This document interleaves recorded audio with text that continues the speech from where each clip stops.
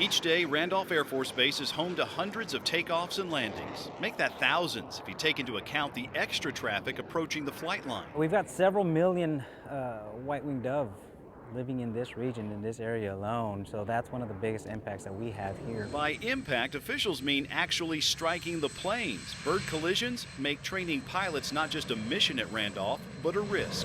Worst case scenario was we lose both of our engines and obviously have to eject out of the aircraft. Major David Hale didn't know what happened when he took to the air in a T-38. He just knew his engine went out, prompting emergency measures. All that training kind of kicks in once it actually happens and almost becomes second nature at that point.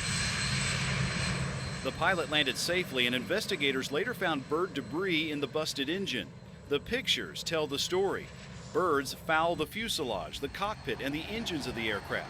The damage this year alone at Randolph cost the military nearly $1.3 million. So the USAF has asked the USDA to step in with a special brand of bird hunter. This is the screamer. You can see those birds there. Mike Pacheco is a wildlife biologist with the Bird Aircraft Strike Hazard, or BASH. Aptly named because bird collisions with Randolph's planes occur more than once a week. It's my job to make this a safer flying airspace for these pilots. Using his arsenal of pyrotechnics, Pacheco's job is to keep the flight lines clear. He admits his task is daunting.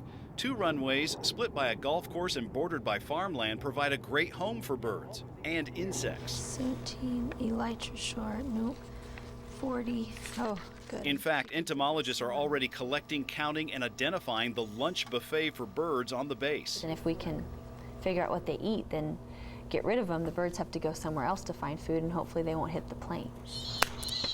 Back on the flight line, Pacheco attempts to ruffle some feathers. Cannons explode, and the recorded screams of predatory birds and of birds in distress help send a message to stay away.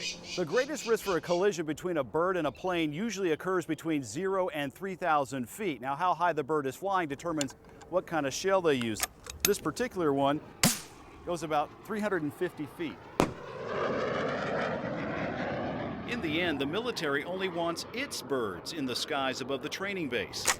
And so Pacheco takes aim to save taxpayers' money, the military's investments, and, quite possibly, save some lives. From down here, what we see is a loud piece of machinery flying in the air. It's not until we realize that there's somebody's husband, father, brother, sister, wife flying that airplane that it really hits home that there's threats out there that can seriously affect the life of these people and these families. Joe Conger, KENS 5 Eyewitness News.